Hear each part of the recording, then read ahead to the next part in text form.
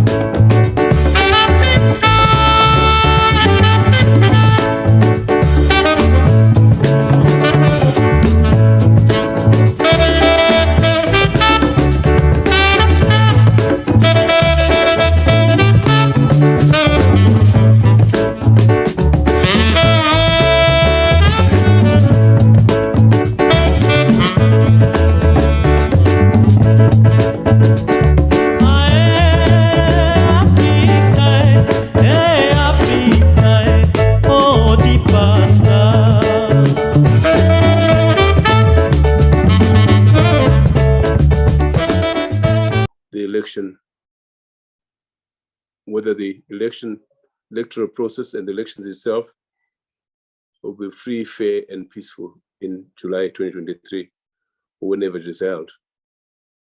And if the response is a negative one, it's for us to decide as Zimbabweans, in conjunction with the region, the continent, and the rest of the international community, what's to be done then. So this is a very important series, and we have deliberately chosen Kenya as a convenient and a backdrop, both in terms of the history of the courts in recent years in Kenya, but also in relation to the recent election, about which we reflected during our last webinar on the subject. So, Tony, Rila, take over, please.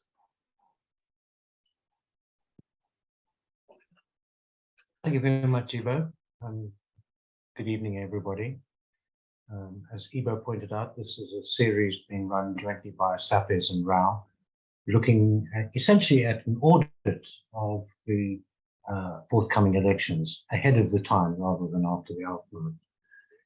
In the very first series that we had, the very first webinar we had, Dr. Zamchia posed a very interesting framework, which we have adopted for understanding a way of looking at elections in a broader, both technical electoral way, but also something that brings in the political economy of the problems. He posed that in order for an election to be accepted, there were 5 pillars that were important. There was information, inclusion, insulation, integrity, and irreversibility.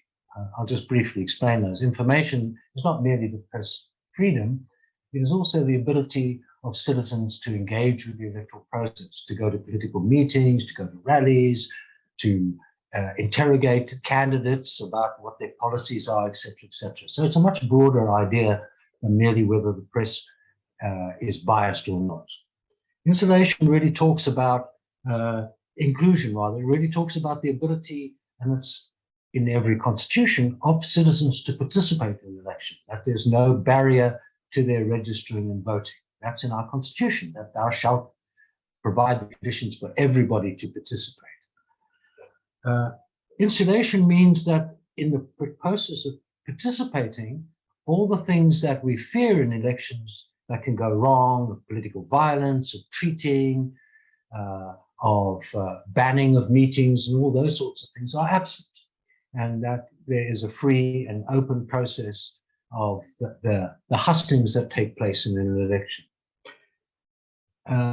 Integrity speaks to the procedures, and I'm certainly sure that Justice Mutunga is going to talk very much about that process. It's about the procedures, the technical procedures of the electoral authority, that every step from the announcement of the election all the way through to the end and the polling day are all procedurally correct and above suspicion or contestation. And then finally is the irreversibility. The irreversibility is that in event of dispute, the courts shall come to bear on the matter, whether it's a presidential election or a constituency election, and they will provide appropriate legal remedy for what is alleged. And in addition, it is also the case that irreversibility means that losing parties accept the election. And this is something that one sees in many, many democracies, is that when the numbers start coming in, it's quite clear you've lost, you concede, except if you happen to be Donald Trump, in which case you don't concede even after you've lost and be told that you've lost. So that's important. So irreversibility is what we want to deal with today. And many of us were impressed by the second in our series, where a number of Zimbabweans who had observed the Kenyan elections were highly impressed by that entire process. They were impressed by the courts, and they were impressed by the final result of the losing candidate, Raila Odinga, finally conceded, perhaps ungraciously, but he did concede. And that was very important for the forestalling of other kinds of problems. So today we are very lucky, as Ivo pointed out, we have former Chief Justice William Mutunga, who has been intimately involved with that Kenyan process, and we're going to hear from him very much about how the Kenyan courts have changed the way that elections function from the dreadful election of 2007. And for us, it's instrumental because the following year, in 2008, Zimbabwe had probably the worst election that we've ever had since independence in 1980, and marred in exactly the same way as the Kenyan election in 2007 by really very serious violence. Justice Mutunga will be joined then by David Coulthard, who today is not wearing his senator's hat, but he's wearing his hat as a lawyer who has been intimately involved in election petitions as a legal practitioner from 2000 onwards. And David is well known to all Zimbabweans, and I think to many, many people outside of Zimbabwe, as a stern advocate of human rights, constitutionalism, and the rule of law. And as an insider, he will have considerable amount to say.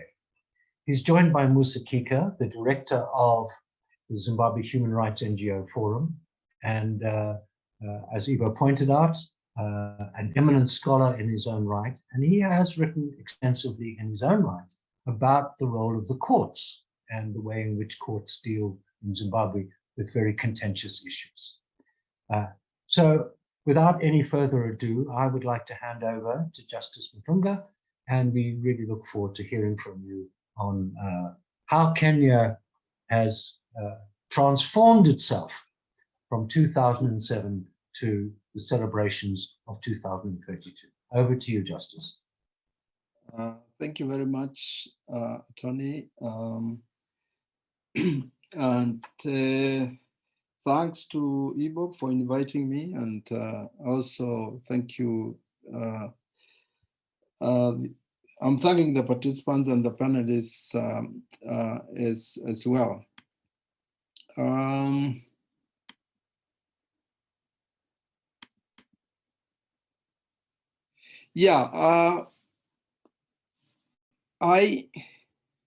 My disclaimer, when I got the invitation, I was asked to kind of do a comparative role of politics and courts in Kenya and Zimbabwe, but I basically declined and said I'll deal with the role of politics and the courts in Kenya, and then as somebody from Zimbabwe, or somebody who is very familiar with Zimbabwean politics and courts, can deal with that part. And I'm glad that there's one panelist who is going to, to do that.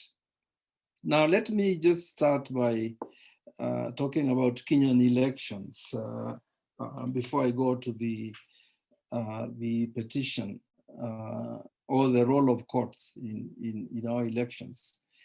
As many of you might know, elections in Kenya are ethnicized and monetized.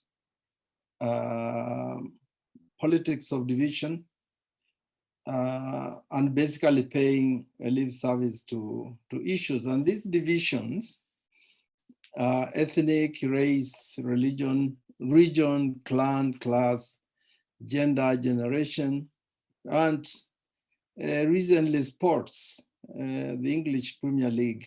Two of the candidates were actually supporters of Arsenal. I don't know how that helped them in the two candidates, that's Raila and Ruto. So I don't know how that helped them in their politics. And in the case of Kenya, the categories of division are never closed. Then there is the issue of the big five in Kenya, not the animals, but 5 big communities that control 70% of the vote. And they are the ones that are involved in all these coalitions. And once a particular candidate gets at least 4 of the big 5, that's enough, to win an election. And Kibaki did that in 2002 when he got 67% of the vote, because he had the support of the 4 communities and his own communities. Of course, that's where Uhuru was from. So he basically, you can say he got 4.5. So the Kenya election in 2022 was not different, but there are certain factors out of that election that make us interrogate, this position that our elections are ethnicized and they are devoid of issues. The fact was what has been called the revolt against the Kikuyu Baron, that's Uhuru Kenyatta, in the Mount Kenya region, which is inhabited by his community, the Kikuyu. And what happened there was that the opposition to him campaigned seriously on the issue of the Kenyatta family, which is a very rich family, exploiting the farmers and the peasants in that region in the prices of milk, tea, and coffee. And the deputy president now was, of course, the running mate of President Ruto, repeated, that criticism, and it was true. It was true. So the people in that region basically didn't vote for Odinga, who was supported by Kenyatta. And this is our assessment that ethnicization of politics it's a double-edged sword, like in this particular case where the people ask their baron, their ethnic baron, if you really are a leader, why are you exploiting us? And at that point, given an astute and effective opposition, they could vote against their baron.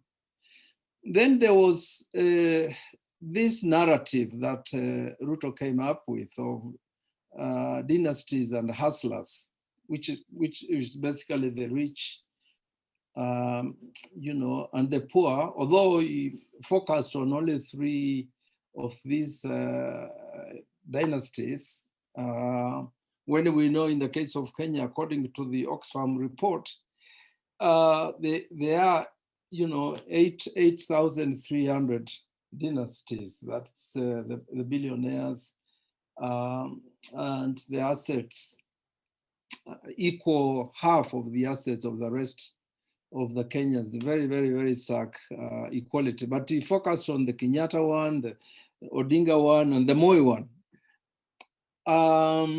And that obviously, for a lot of leftists in Kenya, caught their attention, because as leftists, we've done a lot of mobilizing and organizing for decades, but we can't say we had captured the imagination of the masses, the way this narrative captured the imagination of the poor, particularly when Ruto kept on saying that he used to sell chicken.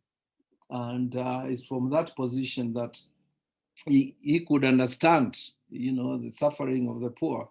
Of course, he didn't talk about the fact that he's himself part of the dynasty, and the opposition didn't really do much to interrogate that narrative. The third one I wanted to mention is in that election, 8 million youths didn't vote. And we're still interrogating whether they didn't vote because they didn't have a choice, or because this was also election full of promises. And we had just come out of the COVID pandemic, where the poor and the youth in particular did see that their material interests were not really addressed and were not taken care of. Okay, so that's 2022, a background of that particular election before I go to the critical institutions. Of course, the first, political parties. Political parties are not institutions. They don't comply with the degrees of the Constitution. They organize politics on basis of division that I've already, talked about. They are actually unconstitutional in the sense that they won't tell you who their members are, and they won't show you the registers. They don't file returns. They're just vehicles for these barons to use, during the elections. The other institution, of course, very, very, very important, the Independent Electoral and Boundaries Commission, which is not independent, is neither independent nor well-resourced. And this is because the political parties don't respect the independence of that institution. There is always a struggle to enslave it. And in 2022, the commissioners were divided. They were not unanimous. And it was very, very, very clear that 4 of them had been enslaved by one faction, and the 3 of the others, by the other faction. Now the Supreme Court, now getting to the elections and the courts, it's the presidential election that is monitored and watched quite keenly by the Kenyan people, and the Constitution decrees that that petition would be heard by the Supreme Court. And in this year, because you had a seminar before, that 9 petitions were consolidated and issues set out. Critical ones being scrutiny of votes, and whether there was in terms of the counting of the votes, whether there were hacking or there was fraud in the actual scrutiny. John Kidongo, filed an affidavit that was declared inadmissible, showing how the vote was stolen electronically. And the dominant issue was whether Ruto garnered 50+1% of the votes cast. So the consolidated petitions were dismissed, and on 13 September, William Ruto was sworn in as the 5th president of the Republic of Kenya. And on the 19th of September, the Supreme Court gave its reasons for such dismissal in a 133 pages, judgment. Now, judging presidential petitions in a country of ethnicized politics is very problematic, because whatever the Supreme Court decides, whether it's a unanimous decision, whether it's through a majority decision, half of the population will glorify the decision, while the other half vilifies the decision. And this is the experience of the presidential petitions in 2013, 2017, and 2022. The leaders said yes, they accept, but they said they didn't agree, with the decision. And a lot has been written on the abuses, allegations of bribery, budget cuts, that's judiciary budget cuts, petitions for removal of judges, and generally, intimidation. So the decisions in all those years, they were accepted by the losing candidates, but they didn't agree, and they would act as a great statesmen. But the moment they got out of the courts, then they will actually attack judges. And this time also the lawyers themselves, attacked the decision.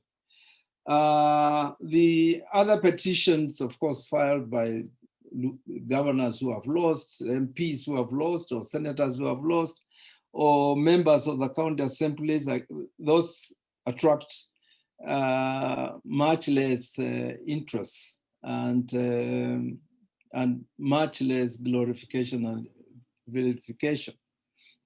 Now, when you look at the jurisprudence, and that was mentioned, by Igbo,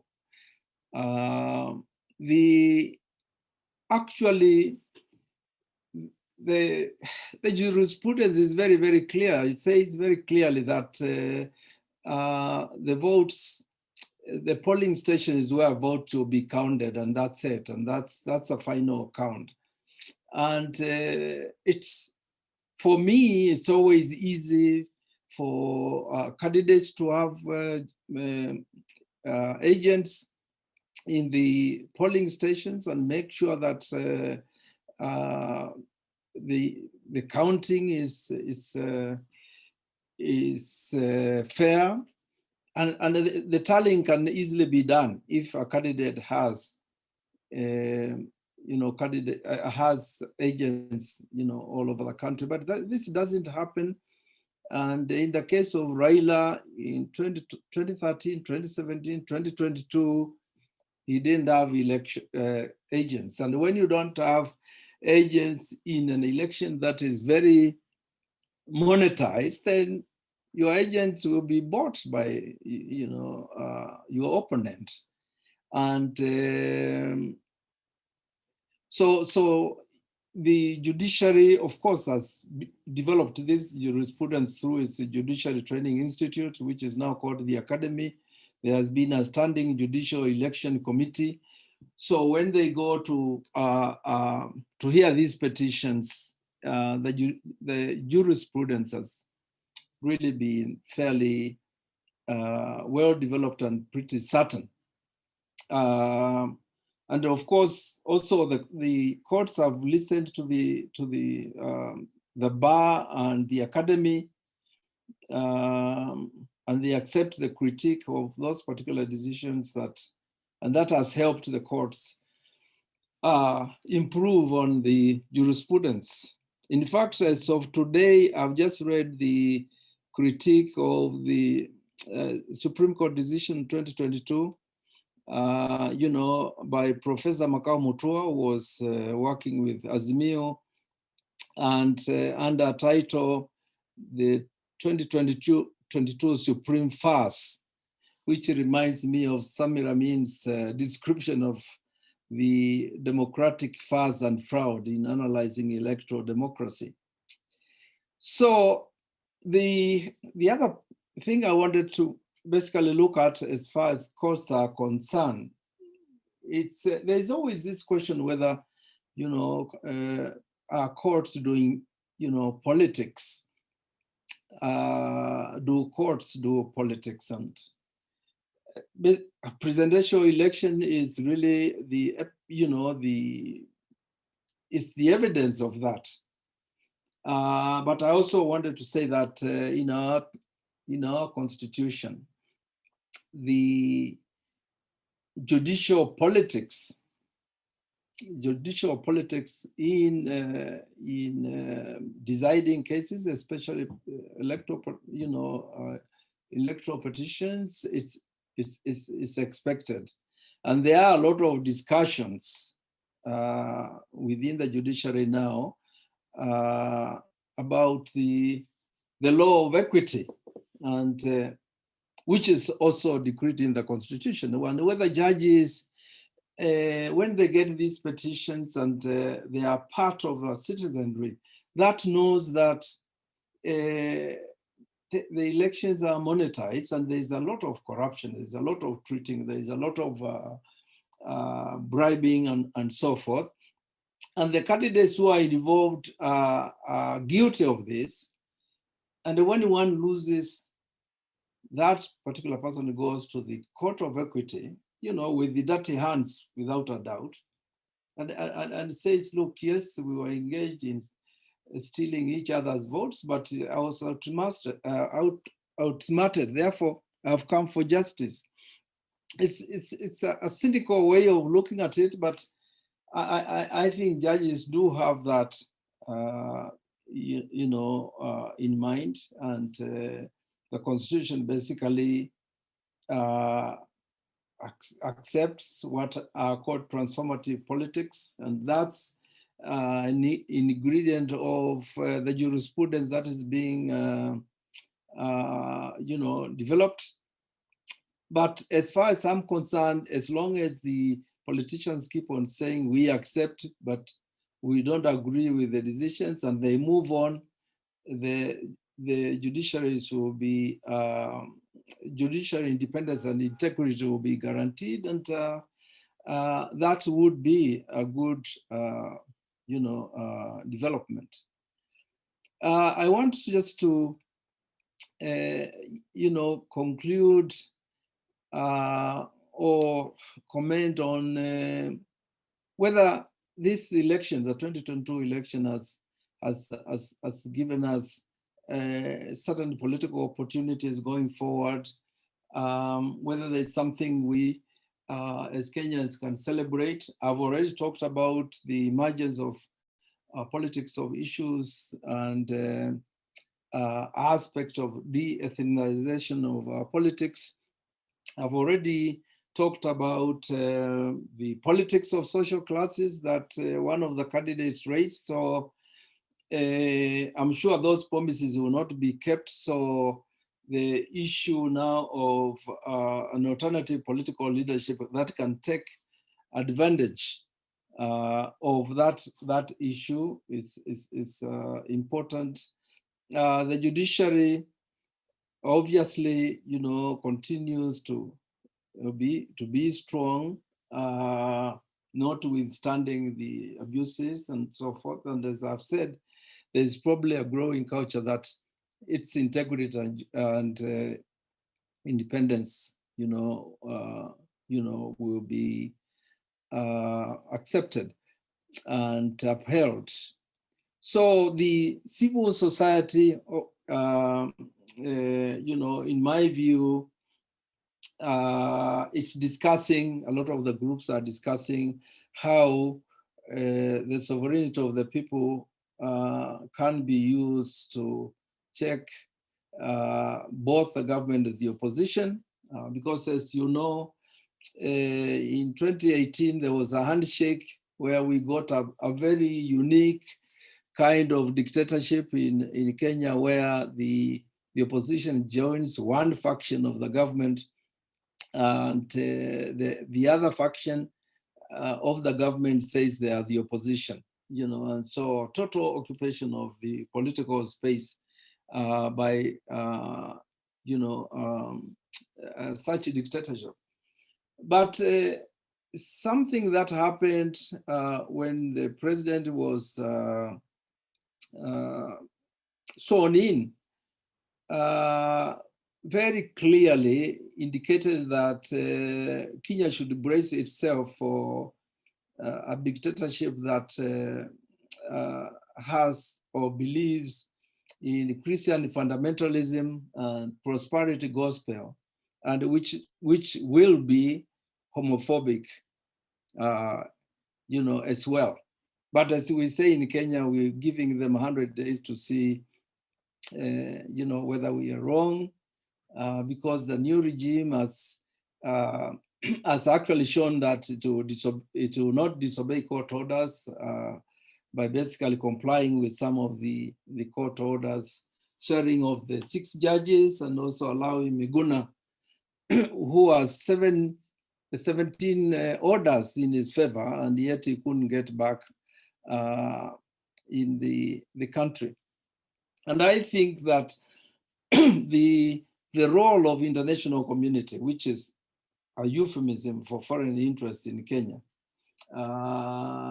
clearly, because of this, the politics now of issues, class politics, I'm quite certain that there's going to be a lot of work by various groups, particularly those that are claiming to be part of the alternative political leadership in Kenya. They'll have to deal, with these issues. And I know quite a number of groups that have formed what I would call a broad leftist alliance, which is the minimum basically is they are anti-imperialist and anti-comprador, and it's a front that is also has announced itself. So in conclusion, let me leave you with Samir Amin's wisdom, and he says that the fight for democratization is a compact. It therefore requires mobilization, organization, strategic vision, tactical sense, choice of actions, and the politicization of struggles.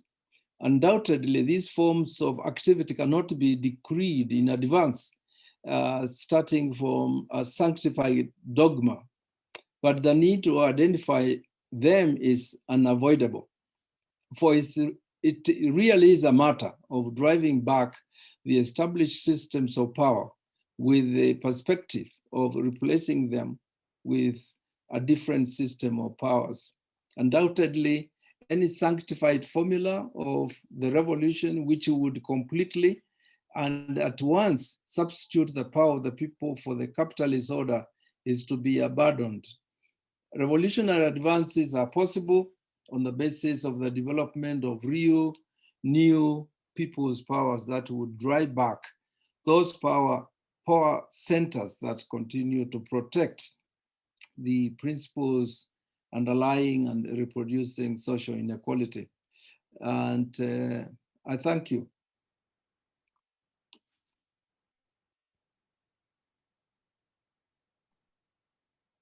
Thank you so much, Willie. That was quite a way to end, a whole new way to look at this. Thank you very much.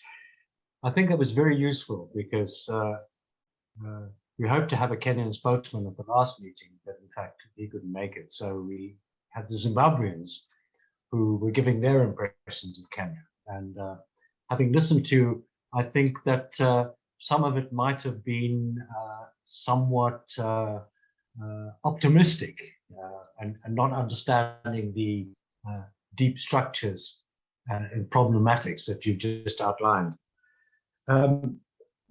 One of the comments that was made at the last meeting was that it seemed to those who were observing that one of the really important features of what happened in 2022 was that the Kenyan people were expecting a conflict at the end of this election, but they did have confidence that the judiciary would be effective. And they drew this conclusion from looking at the history of the ways in which the Supreme Court in particular, since 2007, has been a force to deal with a whole range of problems, all the way through from 2007 to 2022. And of course, you were intimately involved in that. So how do you think the courts created that confidence in the people? Well, you didn't have massive violence. You know, as I've said, it's a work in progress. Okay, the judiciary, particularly in areas of public interest litigation, has been seen to be striking down statutes, challenging orders of the executive, and particularly in area of human rights and constitution. They have been very bold. They have been very bold. They also very progressive decisions on gay rights organizing, although of course there isn't, the other courts might disagree, but the courage, you know, to deal with what Kenya call controversies, you know, and judges coming out boldly and robustly in their decision. That has helped. And also the politics of the judiciary in terms of accessibility, the judges have ceased to be very removed and very, what shall I say, very, the old judiciary was basically focused on independence. You know, they wouldn't go to places to talk to people, you know, so there's a lot of dialogue, you know, between the judiciary and the citizens, you know, and I think that's that has really helped. But it's the petitions that tend to claw back those developments, you know, particularly when the decision is ethnicized, and when the people basically say judges were bribed, and obviously without any evidence. That's happened to us in 2013 when one of the candidates said he had been bribed, and you know, he couldn't prove it. But yeah, that's I always say that with these petitions, it's very, very difficult to get a decision that is supported by the entire country. Okay, and we always say, even if Solomon became a judge to deal with presidential petition, it will be driven out of town, You know, he will be accused of being a member of this community, or the other. But people are coming to to realize that the judiciary is doing its best, and the Constitution itself, protects the judiciary, which is important. The judiciary is accountable, it's transparent, and there have been reforms, since 2011 that have been very serious in terms of getting the confidence of the Kenyan people in the institution. Very, very, very serious, reforms. So I think it's a combination of things, and I think that's why I was saying, as long as the politicians say we accept, but we don't agree with the decision, and they move on, maybe that will develop a culture that the judiciaries, the Supreme Court is the only one that will deal with this, conflict. And that was the vision of the Constitution. That's why the presidential positions were actually pushed to the Supreme Court as the apex court, to basically try to bring that finality. That's as I say, it's what, there are gains that have been made without a doubt.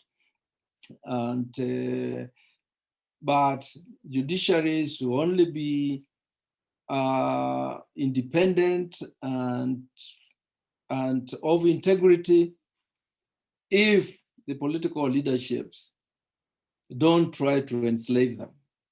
Okay, because that's an issue with all the Kenyan independent institutions, where they all complain that their independence it's always subverted, particularly around funding, etc. But that's a struggle that must continue.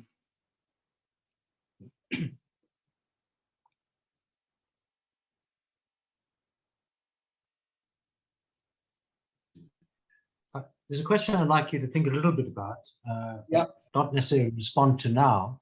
Right. And that is, when you raised this issue of the law of equity, and given how critical at least one election is, and that's presidential elections, for better or worse, where executive power is so massive, the scope or the breadth that the court will adopt in interpreting an election, can be very narrow or very broad. And this obviously takes very creative judiciary to be able to think about. I'd like you to think about that, because we're now going to move to David Coulthard, who's going to outline a history for you of how petitions have been dealt with in Zimbabwe. And you're obviously going to have some reflections about that, but some reflections also on the point about what happened in the last petition here, where it seemed to some of us from the outside that the court took a very broad view of what an election is. It's a process. It's not really what happens on day of the voting. Thank you very much, Willie. That was very, very helpful. Dave Coulthard, maybe I can call you in.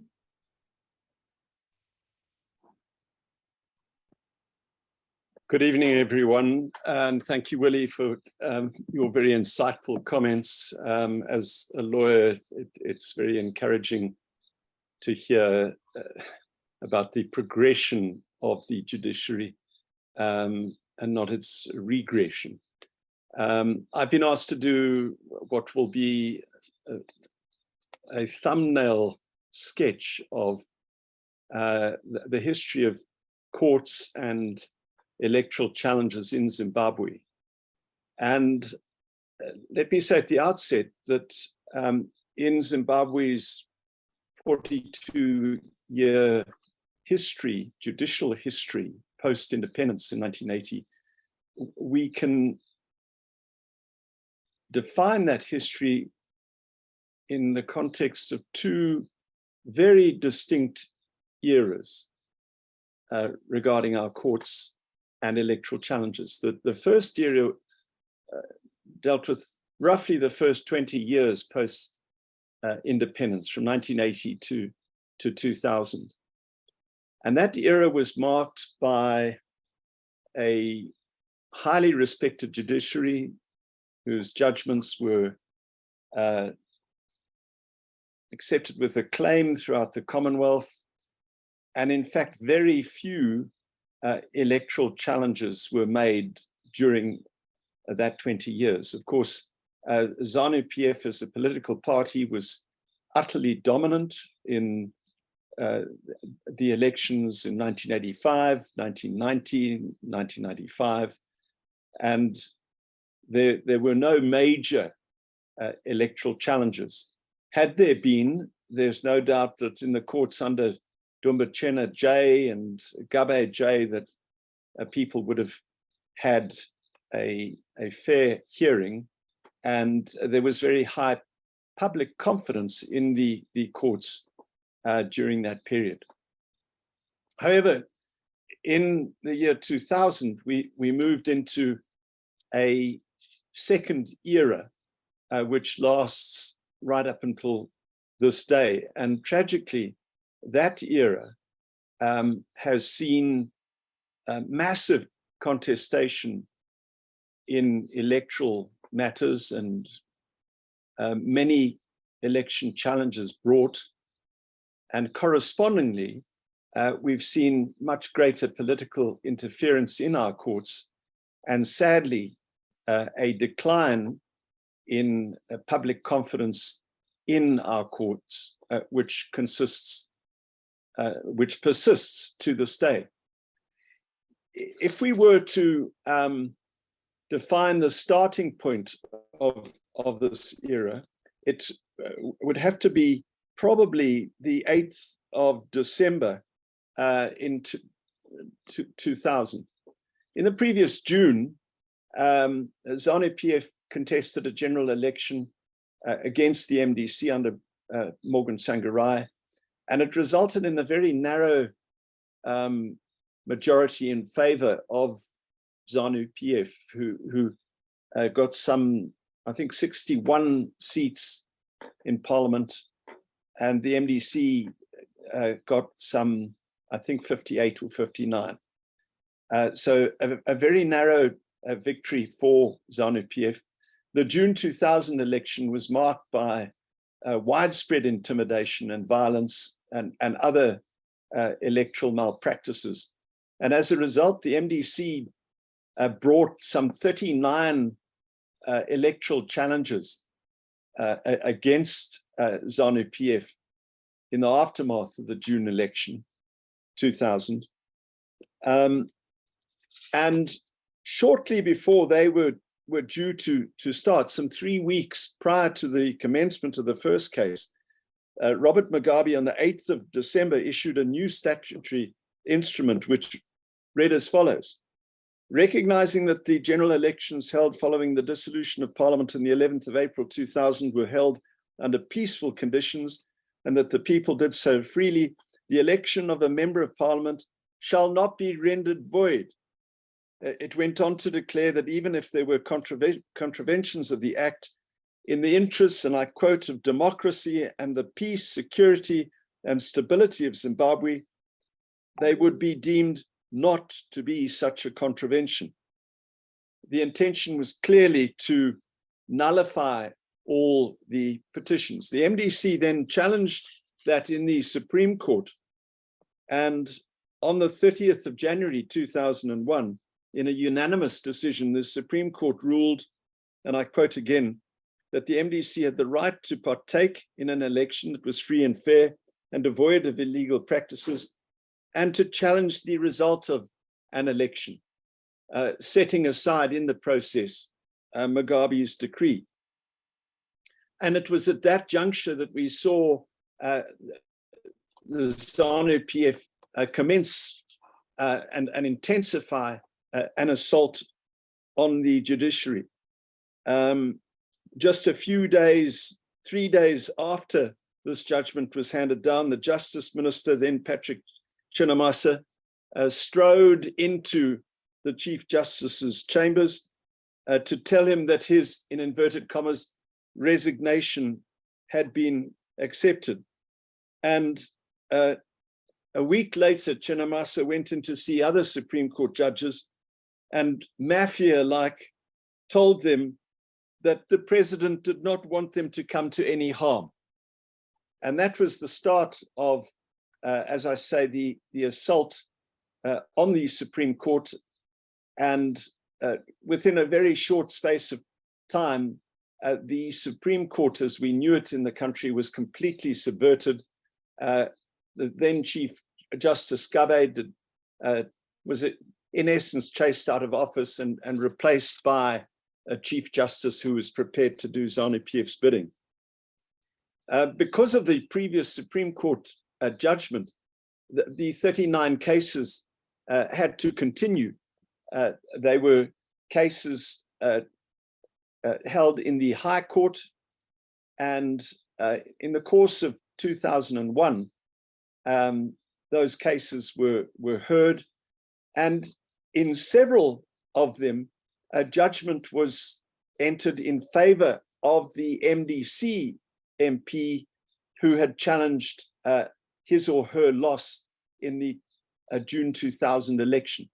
And you will appreciate, given the fact that I told you how narrow the result was in June 2000, that those cases, had they been honored, would have effectively changed the balance of power within Parliament and given the MDC an effective majority. Of course, it wouldn't have been automatic because what was sought was a rerun of the particular constituencies where the election result had been set aside.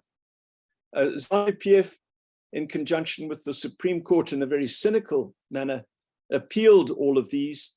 And to cut a long story short, none of the appeals were heard by the Supreme Court, which was under new management. And in essence, what happened is that these cases were never heard, never finalized prior to the expiry of the term of office of those members of Parliament in 2005. As I said, it was very cynical. Our laws were clear that election petitions should be handled urgently, but they were literally kicked into touch by the Supreme Court, resulting in ZANU-PF maintaining its majority. The next significant event in this rather tragic history was the challenge by Morgan Tsvangirai to Robert Mugabe's presidential election victory in March 2002. Tsvangirai challenged that result in a very detailed case, and I'm just referring to my notes. And in a case which was argued by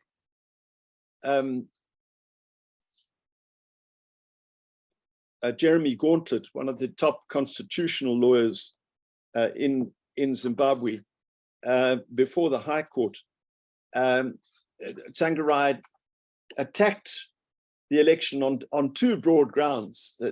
The first was on a series of constitutional issues, which set out very clearly that the Zimbabwe Electoral Commission had breached the constitution and electoral law, and was therefore, and that therefore the election was unconstitutional. And then, of course, there was a second aspect to that case, which actually challenged the numerical results of that election.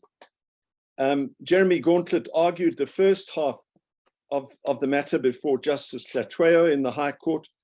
He handed down, he presented a 159-page argument and argued the matter for a full day. His argument was met by an utterly spurious response from the opposing lawyers, where they tried to politicize the entire thing. And despite, again, election petitions required to be, the requirement that the election petition should be handled as a matter of urgency, Justice Latweo took 7 months to hand down literally a one-page judgment in response to Gauntlet's 159-page heads of argument, using brevity as a cover, and simply dismissed these very detailed constitutional arguments in, as I stress, a one-page judgment. The case then was postponed to deal with the numerical issues. But once again, the same tactic was employed as had been employed in the 39 parliamentary challenges. And that case dragged on, and we never got to the second half of that case before the expiry of Mugabe's term of office in 2008. There wasn't anything of great significance regarding electoral challenges until 2013. As we all know, in 2013, a new constitution was agreed to, and Mugabe suddenly appointed new courts to the Constitutional Court, and a case was brought by some pseudo operator to the Constitutional Court to state that the election should be held earlier than everyone else was expecting, to arguing that the president was already out of time in fixing and proclaiming dates for the harmonized general elections. That matter was opposed, and not surprisingly, the Chief Justice Chija Siku, who had replaced Gabe way back in 2001, supported by 7 other judges, handed down a judgment on the 31st of May, allowing Mugabe to curtail the electoral process. The only dissenting judgment was from Deputy Chief Justice Malaba, who was bold enough to disagree, and he handed down this dissenting judgment, and I quote, in which he said, "The applicant has turned the clear and unambiguous language of the provisions into a subject matter of a question of interpretation, which has unfortunately plunged the court into irreconcilable differences of opinion. I, however, refuse to have wool cast over the inner eye of my mind on this matter. The contention that the president is under a duty to issue a proclamation fixing the day or days of the election within a period of 4 months before the date of automatic dissolution of parliament is difficult to judge, is difficult to justify. It requires that the word after in section 58 be ignored or expunged, and in its place read the word before. On what event would the proclamation fixing the date or dates of the election be based on except itself? The fact that there's nothing in section 58 of the former constitution imposing on the president an obligation to fix a day or days of the election to coincide with the date of the end of the natural life of parliament. That dissenting judgment gave many of us hope that when Justice Malaba eventually became Chief Justice, that minutes, please, we David. would see a similar progression and improvement in the independence of our courts. But sadly, that turned out to be a false hope. And I need to conclude briefly because I think I'm already out of time. With what happened in the 2018 electoral challenge by Nelson Chamisa against Emerson Mnangagwa. And there was a precursor to the actual formal electoral challenge, which gave many of us in the legal fraternity an insight into where the court was headed. A few days before the case was heard, MISA, a local NGO, brought an application to live stream the constitutional challenge. And it was met with a curious response from Chief Justice Malaba, who summoned Beatrice Mtetwa, who was representing MISA, and lawyers for the other side into his chambers, and effectively ruled in an extremely arbitrary fashion, without involving other constitutional court judges, that the ZBC, which was going to cover the election, should be allowed to do so, and that there was no need for MISA to do so.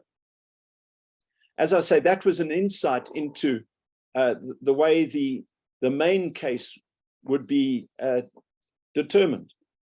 The next indicator was given to us in the couple of days before the case started.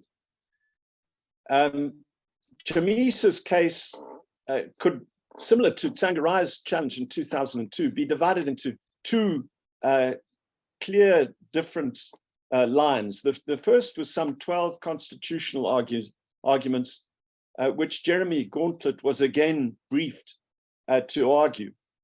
And the second half of it dealt with numerical challenges, which Advocate Tabani Mpofu was briefed to argue. And the day before the case was due to start, the Minister of Justice, clearly an interested party in the matter, declined to grant the necessary permissions for Jeremy Gauntlet to argue the matter. So literally at the 11th hour, Advocate Tabani Mpofu was lumped with both matters. That was then followed at the commencement of proceedings with Advocate Mpofu being advised that he had a mere 20 minutes to argue these complex constitutional and numerical issues.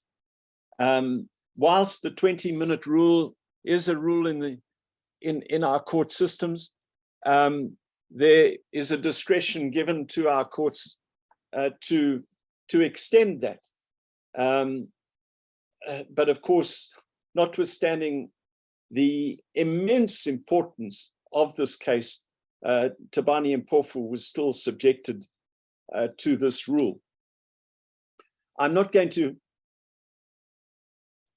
comment in any detail regarding that judgment, but suffice it to say that the constitutional points, aside from the so-called V11 arguments, were unassailable.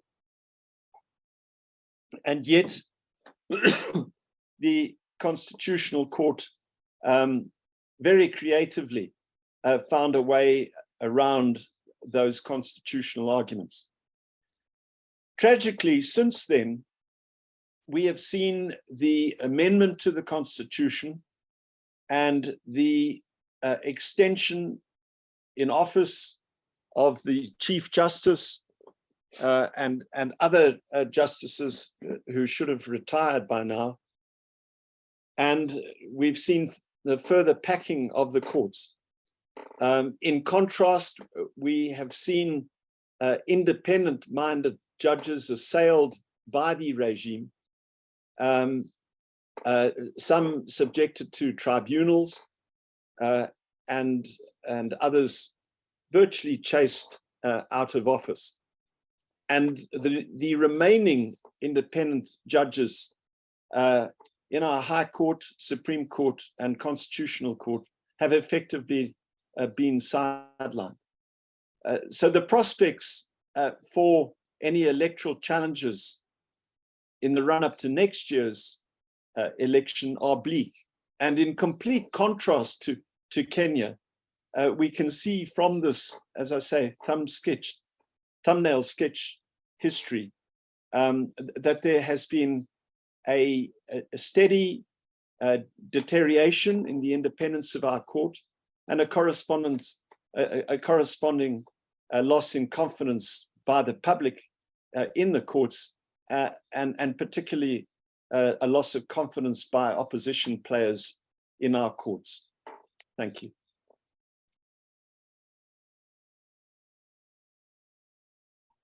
Thanks very much, David. A very, very illuminating oversight and a contrast. I'd like you to keep in mind the same question that I put to Justice Mutua. And this is the role of courts in dealing, in particular with, if you have presidential systems, how critical the ambit of the court in looking at these things. And you've outlined two contrasts in Zimbabwe. One is massive prevarication, which is enormous for the transfer of power and the changing of regimes. And the other one is excessive brevity, never mind the constitutional things. And so a lot of this is clearly very important for thinking about. I'd now like to move to Musa Kika, well known in Zimbabwean circles as a very assiduous human rights lawyer and a very strong constitutional lawyer. Musa, please take the floor. Thank you so much, Tony. Good evening, colleagues. And it's good to speak after the two eminent speakers, Chief Justice Mutunga and Senator David Coulthard. These two have taken us through, the intersection between the legal and the political, insofar as dealing with petitions are concerned, both in Kenya and in Zimbabwe. So in the next 15 minutes, I will try to just speak to some of the technical issues that are attendant in election petitions, particularly in Zimbabwe, and I will not speak much into the political issues which both the Chief Justice and Senator Coulthard have spoken into. I think the starting point where I would want to start is, the acknowledgement that we can all make that all things being equal, the expression of the will of the people, which manifests in election results, should not be easily nullified, easily overturned, easily tampered with. There is recognition, I think, across the board of this fact due to the need to preserve the sanctity of the vote, the expression of the will of the people. For that reason, there is a great level of deference that we have seen across the world, courts generally giving to electoral results, save for extraordinary situations where there is evidence of illegality, dishonesty, or misconduct, which are quite clear and obvious, such that they distort or have the potential to distort the outcome. So those are the circumstances, at least, that the courts have spoken to. We do have the legal principle of the presumption of validity of election outcomes, where election outcomes are presumed to be valid, as long as they are conducted substantially in terms of the constitution or the electoral laws of the land. And again, there is a lot of case law to this effect. There are, of course, a lot of technical issues attendant to the procedures, issues around burden of proof, who must prove what in an election petition. And again, there is a lot of case law across the board, Zimbabwe, Uganda, Kenya itself, Canada, etc., various countries that have interrogated electoral petitions. So the standard is that he who alleges must prove. He who is alleging irregularities, he who is challenging the result must prove. I think there is much more that can be said to that, but I think that's quite straightforward. One area that has perhaps given rise to some controversy, disagreements, is around standard of proof. And there has been quite a lot of debate, discussion in the courts of Kenya on the issue of standard of proof. And generally in law, the common standards of proof are proof beyond reasonable doubt, which is applied in criminal matters. And then you have proof on a balance of probabilities, which is the standard that applies in civil matters.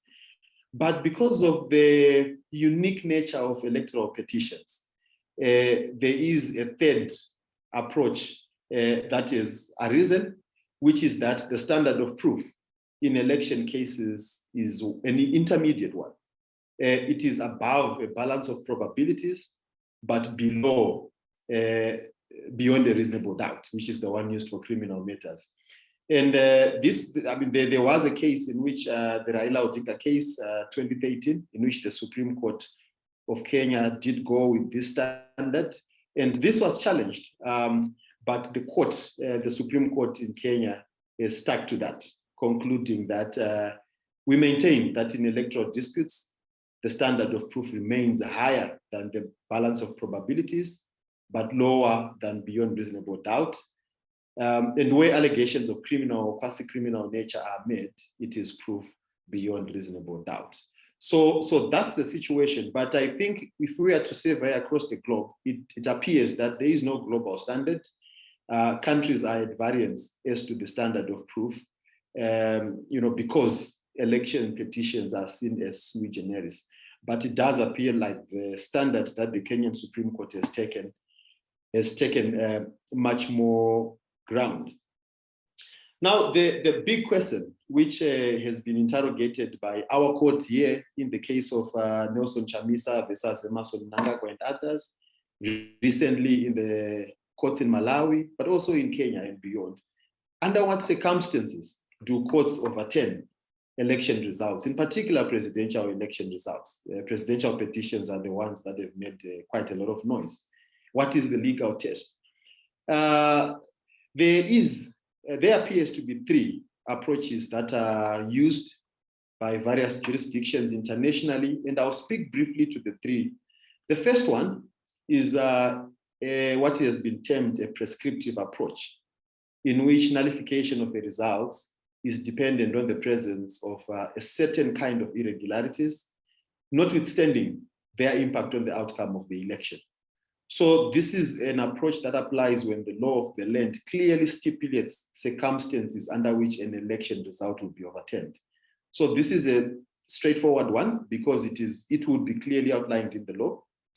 And then the second one is what has been termed an outcome determinative approach, in which fraud or irregularities can lead to the overturning of an election result, provided that that frauded irregularity affects the outcome. This is an approach that the Zimbabwean courts have taken. This is an approach that the courts in the Gambia have also taken. And then a third one, which has been followed by Kenya and the United Kingdom, is what is called a mixed approach, in which certain irregularities are so serious that they provide grounds for annulment, even in the absence of proof that the result was affected. But you also have situations where other irregularities can provide grounds for annulment only if they did affect the results. So that's the mixed approach. In terms of who may, under what circumstances election results would be annulled or overturned on the basis of irregularities, who would have committed the irregularities? The courts have ruled that it can be the parties themselves, it can be the electoral management body, it can be any of these. And this is actually the approach that our constitutional court here has taken. And I will read a quote from that judgment, the Nelson Chamisa versus Mnangagwa judgment, where the court say, nevertheless, if the applicant had proved that the Zimbabwe Electoral Commission committed irregularities and met the legal requirement of such a petition as to the requisite standard of proof, this alone would have been sufficient to invalidate the election, even in the absence of direct involvement by the first respondent. So that's it on that. And then you have issues of remedies, orders. What can the courts do? Three main approaches, again, have emerged from the courts. The first one being the court declaring a petitioner the winner of an election. So the question basically is, can a court reverse the results that have been announced by the electoral management body to announce the petitioner as the result? This is what Nelson Chamisa was seeking in his petition in 2018, to be announced the winner himself. Technically, it is possible for the courts to do that, but extreme caution is needed in this kind of decision. It is generally a slippery slope. The second is ordering a fresh election. This has happened in Kenya, it has happened in Austria, it has happened in Ukraine, it has happened in the Maldives. These are just examples. And in the 2018 petition by Nelson Chamisa, one of his requests in the draft order was for a fresh election to be ordered within 6 days. And then the third is to order a rerun, and a rerun would normally be ordered where the laws of that particular country allow for a rerun. They have express rerun provisions or implied rerun provisions where there are specified winning thresholds. So what is clear, if one were to look at the case law, the jurisprudence that speaks to the technicalities, is that there is really no singular approach or standard globally that is followed by all countries in unison in annulling election results. The tests are different. In some cases, even the standard of proof, there is contestation. Ultimately, the courts will always examine the issues in context, in the context of the facts at hand, the law of the land, and the circumstances that are prevailing. But international law precedent is used to try and eliminate some of the approaches that can be taken. But what is important to mention, particularly in a context like Zimbabwe, is that in compromised judicial systems, decisions are not always made based on the law, but they are shaped by undercurrents, and it's often political undercurrents. And Chief Justice Mutunga did mention that in election petitions, judicial politics is expected. He did mention that. Decisions are also made based on the prevailing judicial culture, including the absence or presence of judicial independence and the courage to do what is right. So given the situation that we have in Zimbabwe, which David has ably painted, particularly in the last few years and with our courts, and having an election coming next year, I think we can all agree that because there hasn't been much reform, we are likely to see contestation of the outcome, particularly the presidential result. So for potential petitioners, would-be petitioners, what then must they do? What then can they do, given the politics that has been spoken to, the legal technicalities that I have spoken to briefly, and that have also been spoken to by the speakers before me? I think, number one, there are those who would argue that why approach the courts in the first instance when the situation is as bad as has been shared? Why approach the courts in the first instance if we have misgivings around the capacity of the courts to be independent, to be objective, to be fair, and to be neutral arbiters in electoral disputes? National law requires that that avenue be pursued, because that is the constitutional, the legal dispute resolution mechanism that we have. So national law requires that we pursue that avenue. But also international law requires the exhaustion of domestic remedies, whether one wants to engage in international lobby or in seeking legal remedy at regional or international level. The principle around exhaustion, or at least the attempt with local remedies, is one that has been established. And if for no other reason, then the courts must still be approached for us to put things on record, to create public record of the grievances that would have been raised with the electoral outcomes. The second thing I would say here is that it's best for the would-be petitioners to prepare ahead of the fact. We already know, as I said, that without meaningful reforms, we are headed into an election pretty much under the same framework and administrative processes as 2018, and irregularities are likely to occur. So it is important for those who would likely be petitioners to take deliberate steps around gathering evidence and facts that would be of value when it comes to then prosecuting a petition. And for the courts to be able to do their work, they would of course need concrete and solid evidence supported by some watertight pleadings. But even if that evidence is presented to the courts and they still won't budge, at least that clear evidence and watertight pleadings would make a case that would allow the courts themselves to be exposed if they are not acting in good faith or in accordance with the law. So it's important to put a solid case before the courts. Number 4, we know that electoral court rules are quite unique, and this is standard across many countries. There are many differences in electoral petition processes compared to the normal civil litigation processes. But even in the ordinary courts, there are still many procedural, technical, substantive hurdles that have to be jumped. And it is always advisable for petitioners to ensure that they assemble teams, competent teams with diverse skills, legal teams, including with some legal forensic skills to help put forward watertight cases.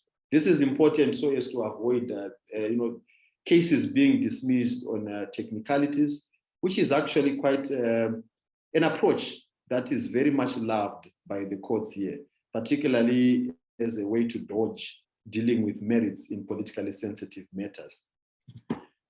And then finally, depending on the nature of the petition and the issues raised in the petition, I would say, in my view, I think it's necessary to take the approach that we would take in public interest litigation cases, in terms of ensuring public participation, in the sense of having public messaging mechanisms that allow for the building of support among the populace, of course, based on facts and evidence.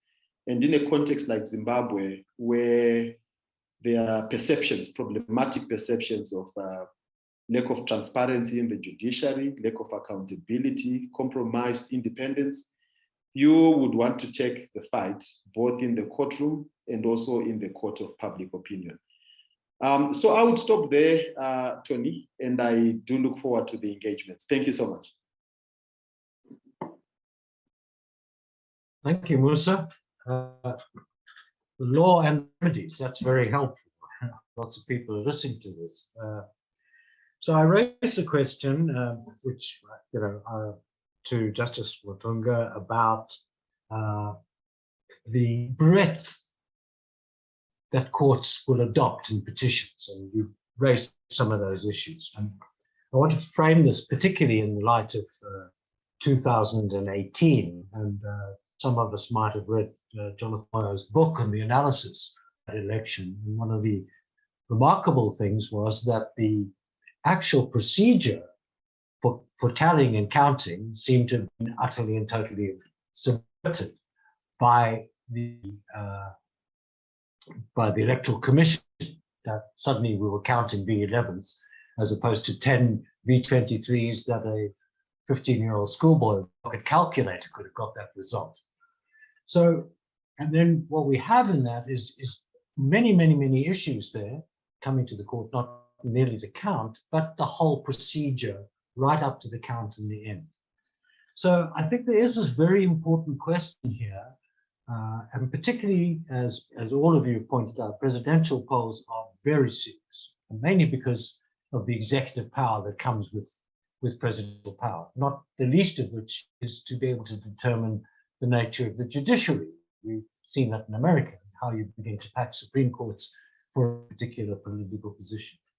So this is the kind of key question that we ask. And what we've had posed for us is two strategies that have been adopted in respect of petitions here.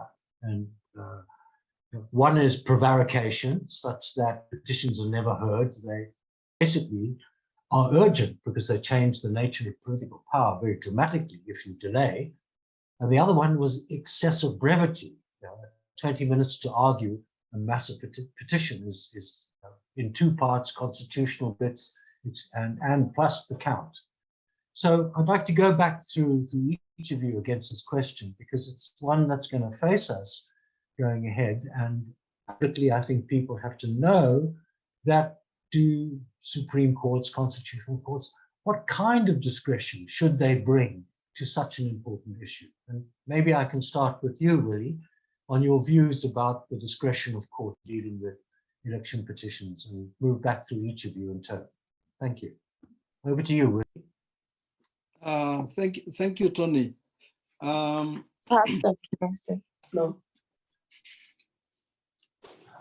Sorry?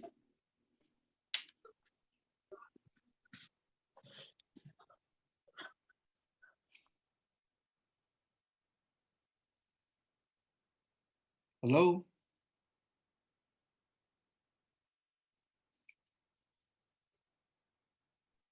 Go ahead, Tony. Go ahead, Willie. Oh, okay. I forgot to basically mention one important provision in the Constitution, particularly pertaining to presidential elections. They have to be heard within 14 days. Those petitions have to be heard, within 14 days. And if you look at the history of that particular provision, is exactly what has been described in the case study of Zimbabwe, where the courts can, delay petitions.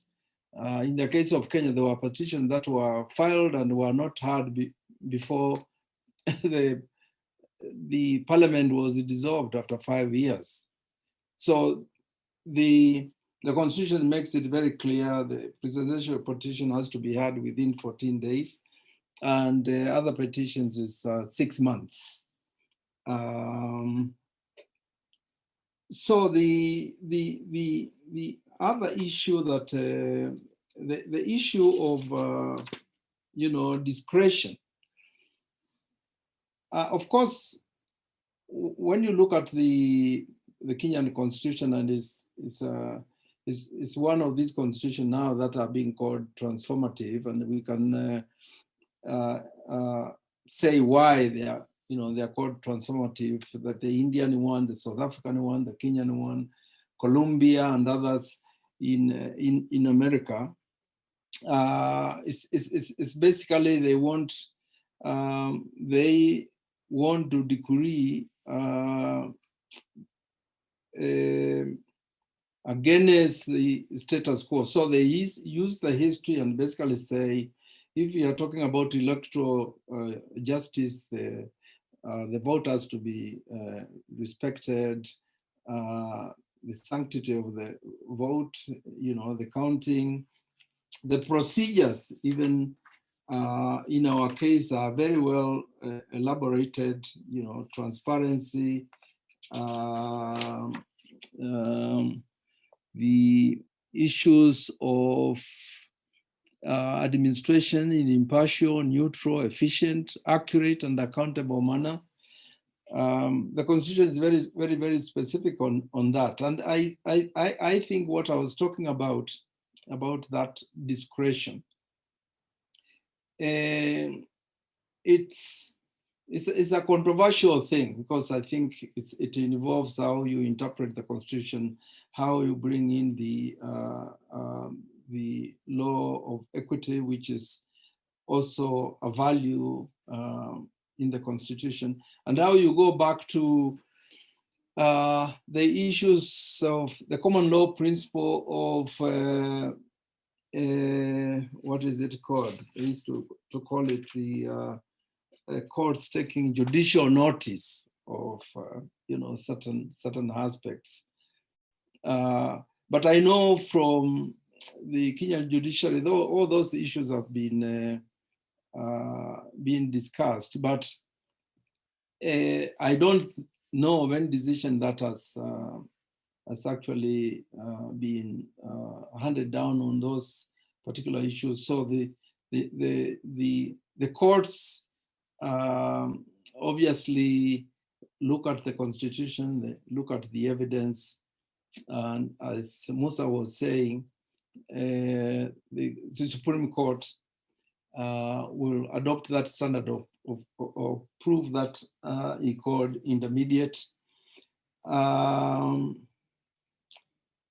the judicial discretion in these elections, the courts haven't been really, in my view and in my experience, they haven't been called to, to exercise it. And if they have done so, they've basically used constitutional provisions of standard of proof, the evidence, and sometimes, sometimes technicality.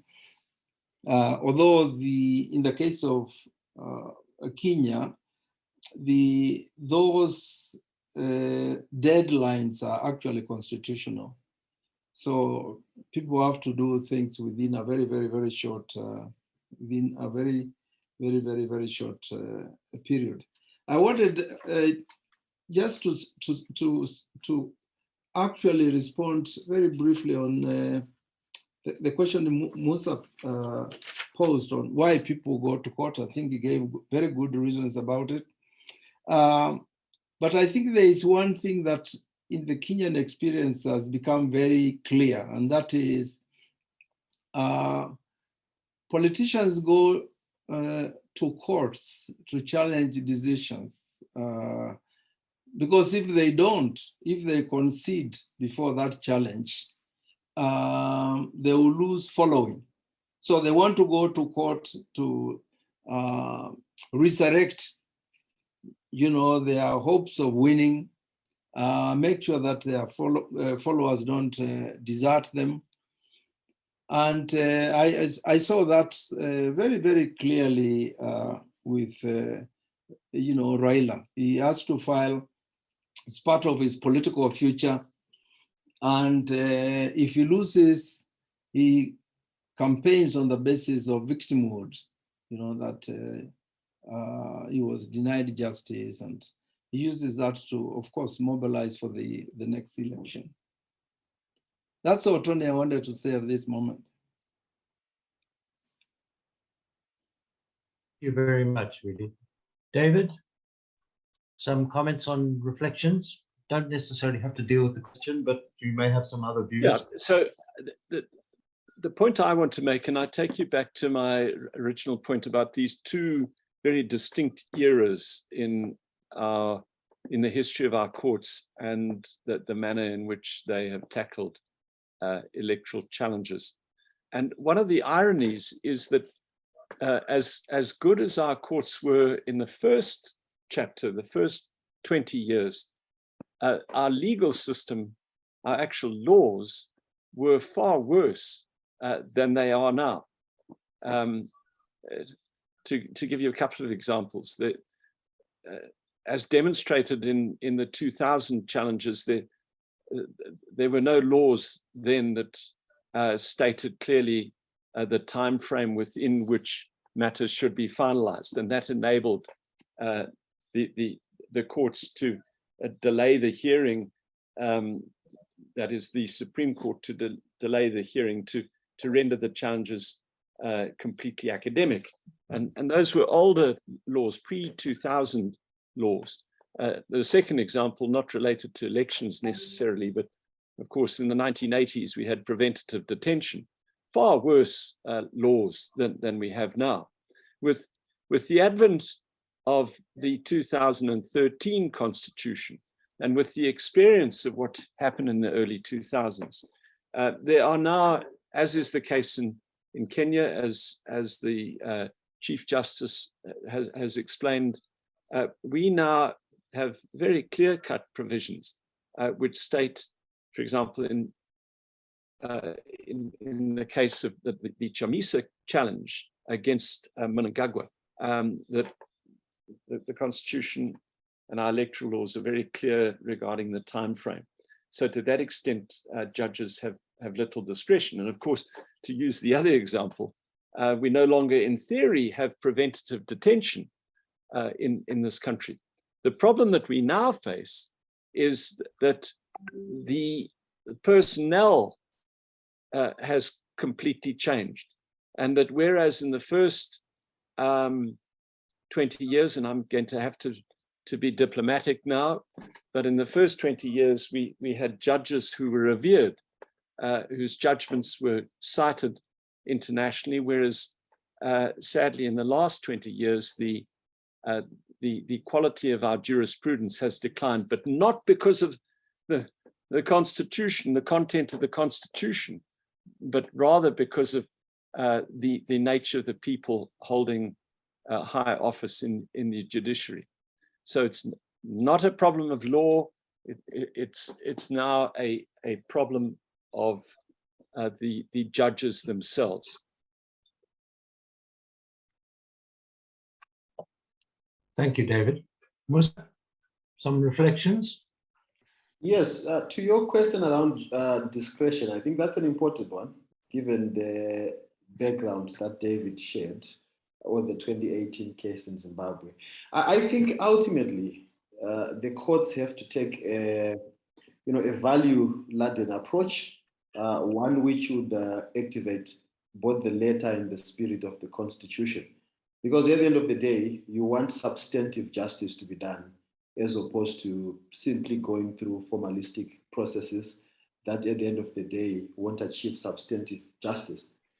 With procedure, of course, courts operate according to set rules. There are rules that the courts must follow. But in cases such as the 20-minute rule, for instance, you do have express provisions in the rules that allow the courts to exercise their discretion and extend that if necessary.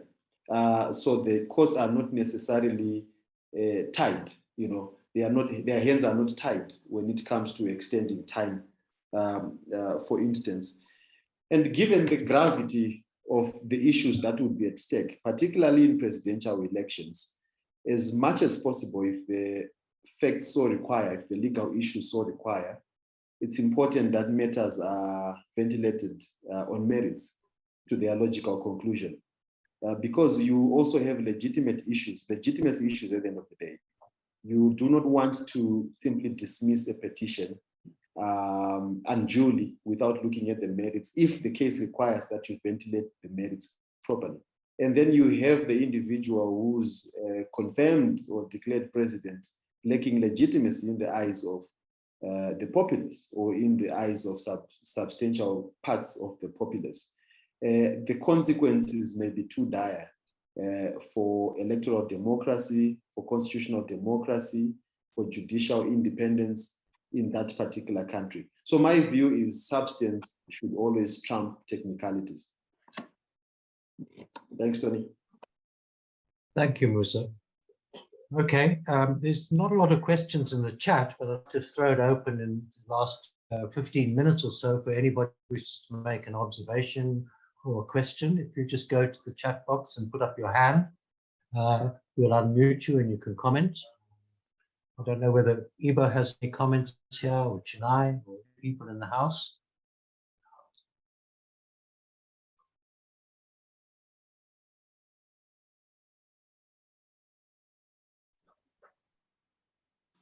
I have comments at the end, no, not now. Okay, Chinai?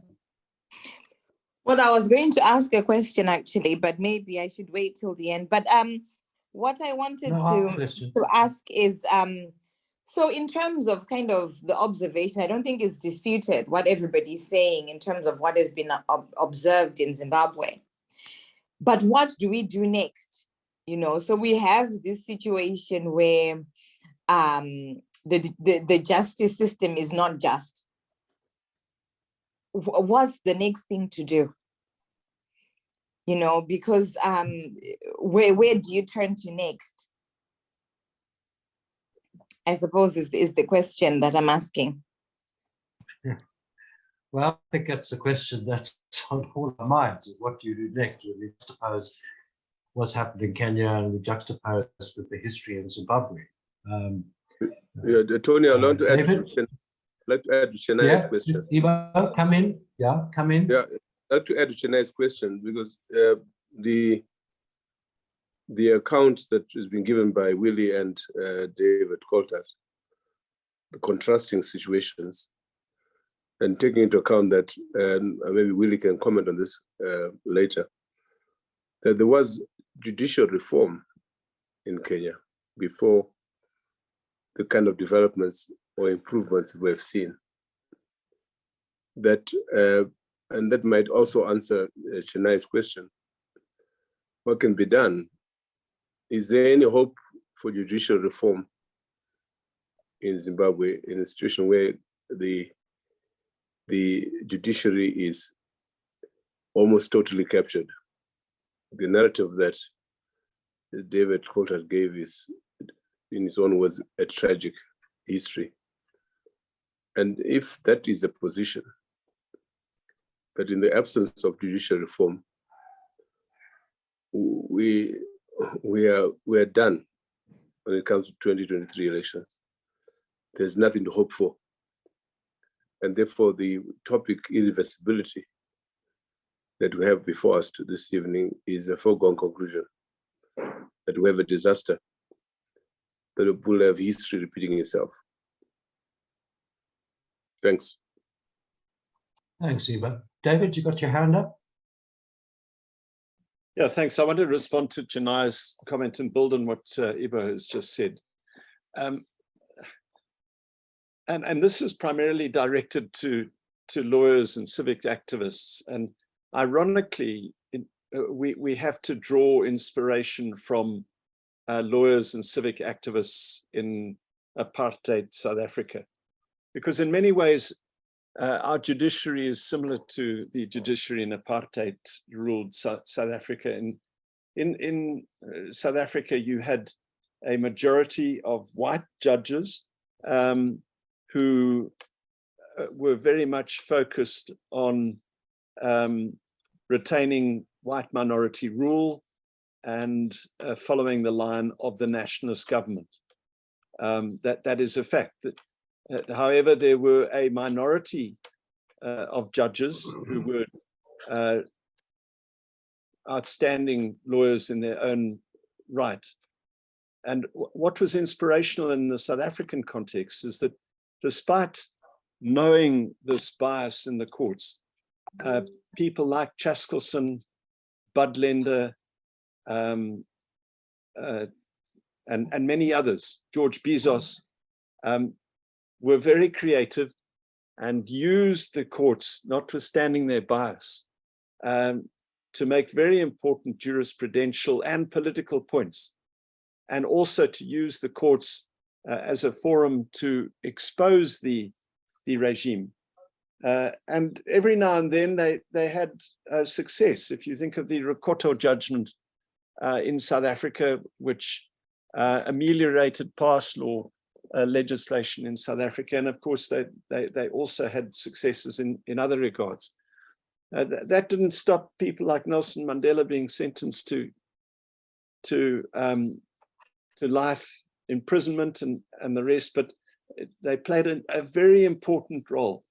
And my view is that notwithstanding the disastrous state of our courts, we have no option but to keep going back. And people say, they quote, the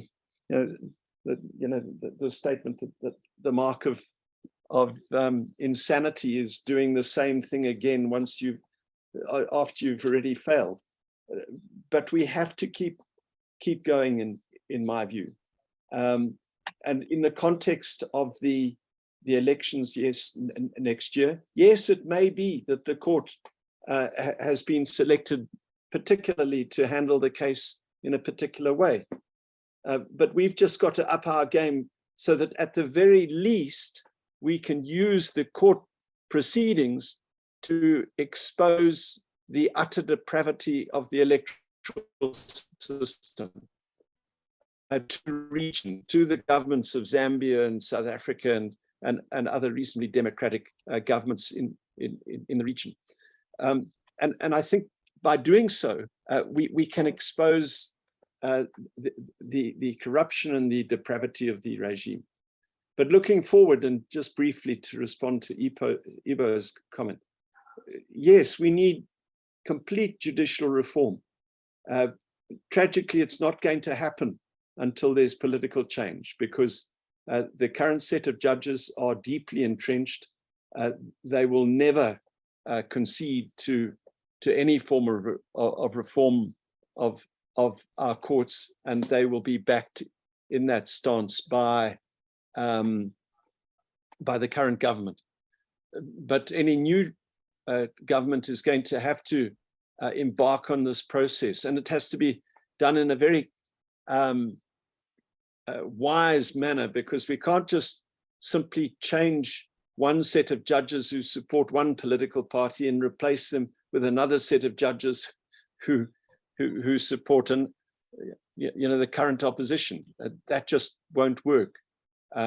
We need to have a process of reform which ensures that our best, objective, neutral, non-partisan lawyers begin to staff our benches. Thank you, David. Folks, are getting close to the end. I think this has been a very listening process here. Just a final question to Willie, maybe to wind up. It seems to me you started off saying that we had serious problems with our judiciary, but we reformed them. How did you do it? Yeah, that's a great question. When you look at the history of reforming the judiciary from its colonial past and new colonial past, there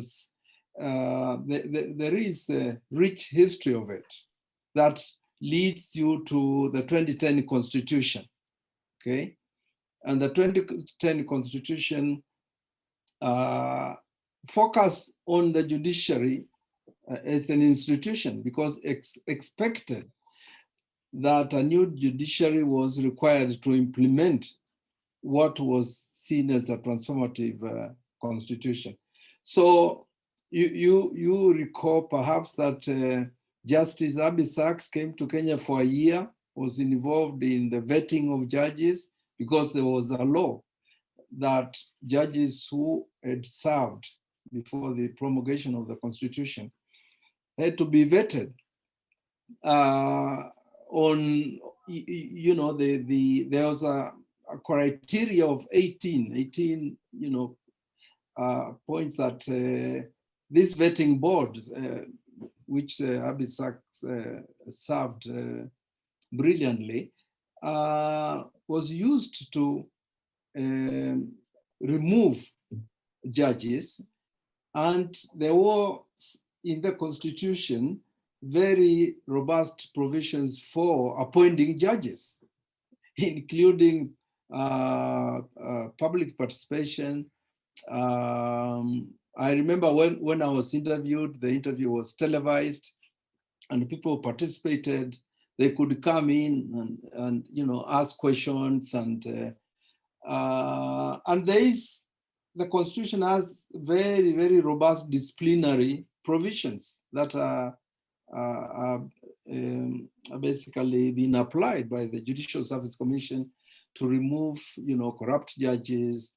There is a judiciary ops person, an office that ordinary people can go and report, and judicial officers and judges can be disciplined. So the change, in my view, came out of these long struggles and having a constitution that had addressed that issue, just the way we address the issue of the executive, the parliament, etc. And Then, of course, the integrity of the judiciary cannot actually be degraded by the Constitution. So we've realized that. That's why the Judicial Training Institute,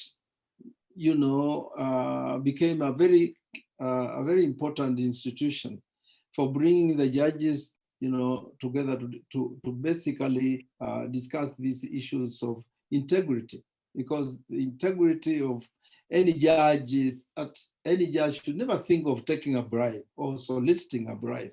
There's certain basics. And we discussed how incorruptible judges can be, can actually be work under pressure from their spouses, from their friends, from their communities.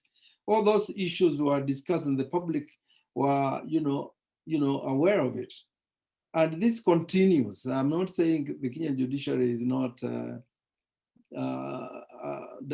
not corrupt. There are elements who are corrupt. It's still not homogeneous.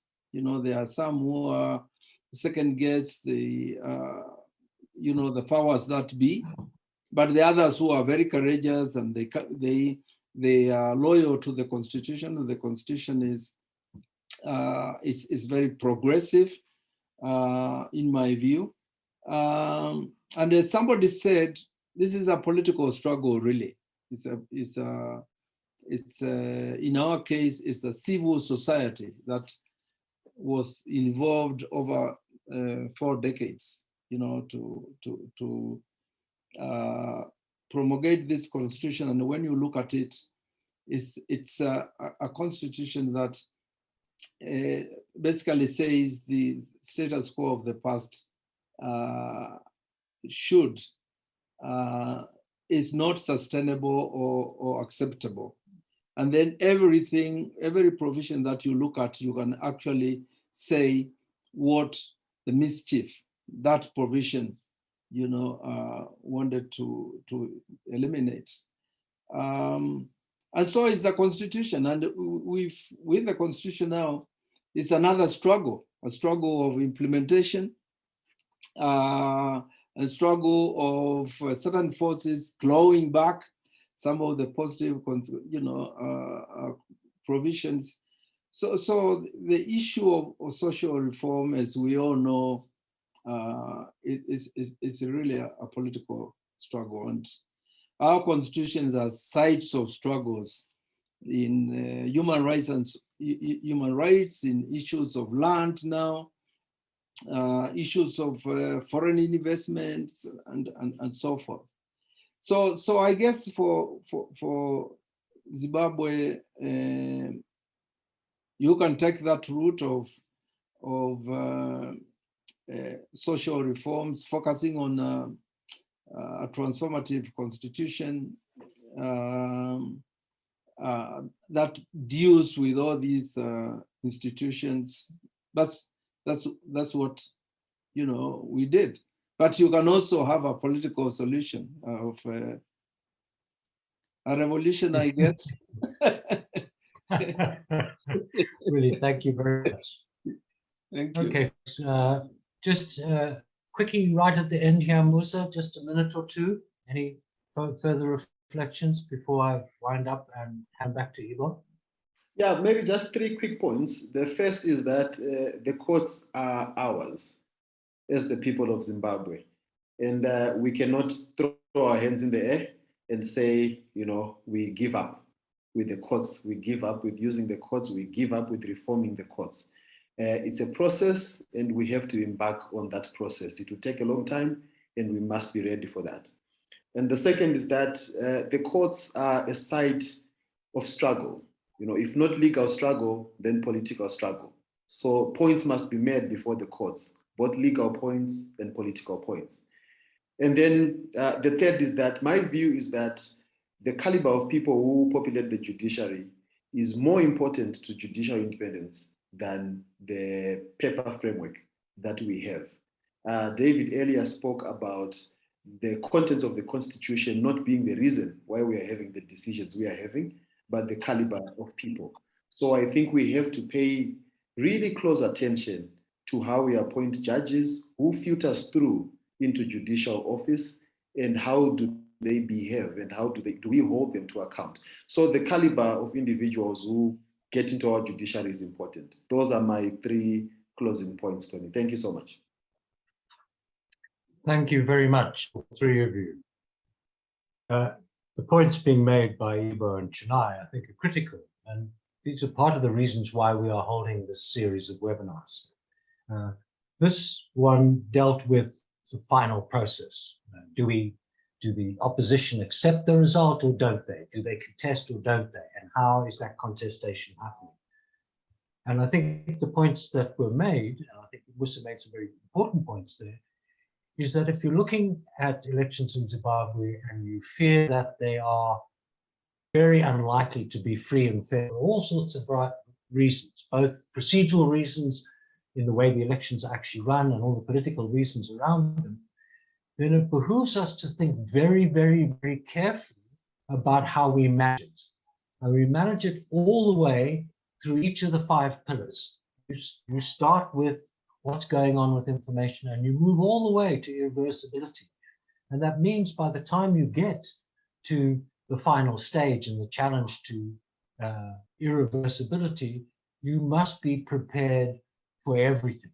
And that includes what basis you go to the court with, and that has to be as watertight as possible. And you also have to accept the fact that you are going to be dealing with a very damaged institution and one that's very, very politically compromised. And you have to think beyond that. You also have to think, and that's part of the reason for holding these webinars, is that ahead of time you sometimes have an indication of what's going on. And that's the point about the audit, is that we're looking from here to there and saying, are the conditions appropriate for the holding of a decent election? In the first two webinars we held, the first 2 seminars, I think there was a universal view from everybody who participated that these elections are in deep trouble. And people are very skeptical that we are in any way close to holding a free and fair election. And I think the webinar tonight has demonstrated the gaps that exist and the dangers that we will face. We also have to take into account that when people talk about reform, we have to listen to what Woody said. The process of reform of the judiciary and the constitution in Kenya is a 4-decade struggle. That's a long struggle. So we still have work to do in the future, but we also have work to do in dealing with this current election. So I want to thank you, Woody. Thank you very much for giving up precious time and for all the illuminating points. Thank you. Thank you very much for pointing out very, very clearly the history and all the problems we have faced and are likely to face again. And Musa for framing the issues, framing the different perspectives that we can take towards dealing with petitions, and making some very important points, I think, at the end about how we have to face the problem of irreversibility and how to challenge. So thank you on behalf of Rao and Sapis, and I'd like to hand back to you right now, Ibo. Over to you. Yeah, well, this is a very fascinating session, as usual, and don't be discouraged by the number of people on Zoom. There are almost 100 out there on Facebook. It means that we need to change our strategy, Tony, and see how we can combine Zoom with Facebook. But I think people are finding Facebook more convenient.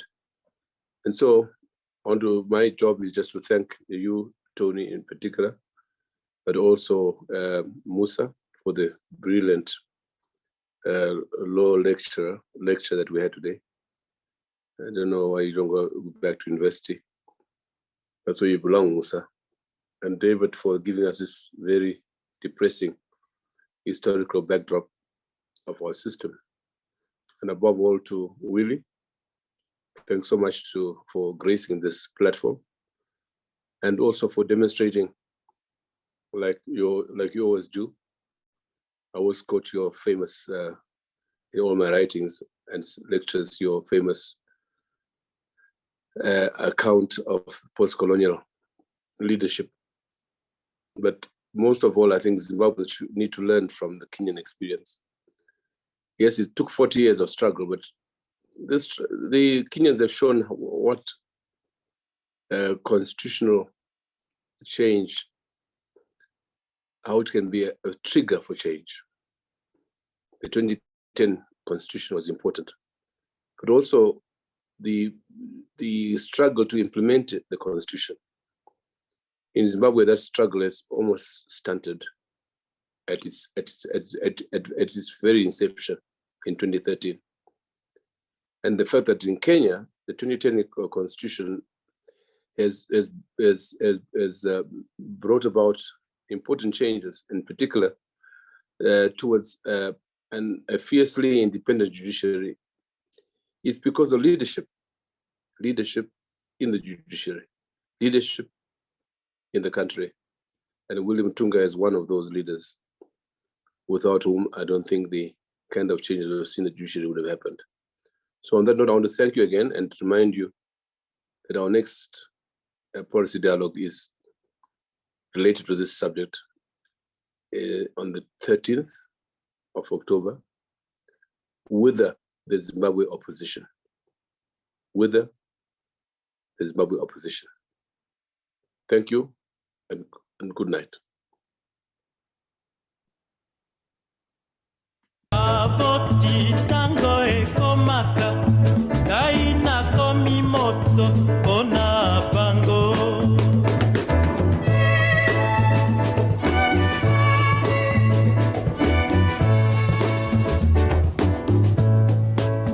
Nakomi tuna mondele akende, ipanda totuaka, goya nani ye Afrika e.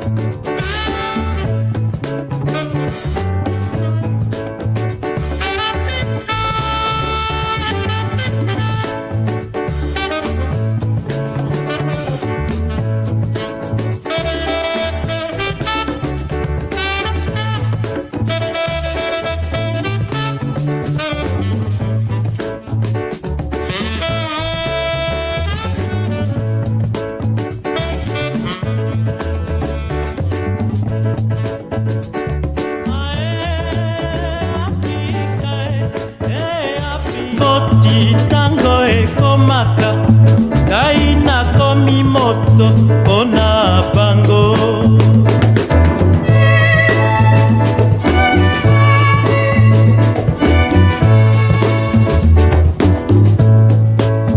Nakomi tuna mondele akende, ipanda totuaka, goya nani ye Afrika e.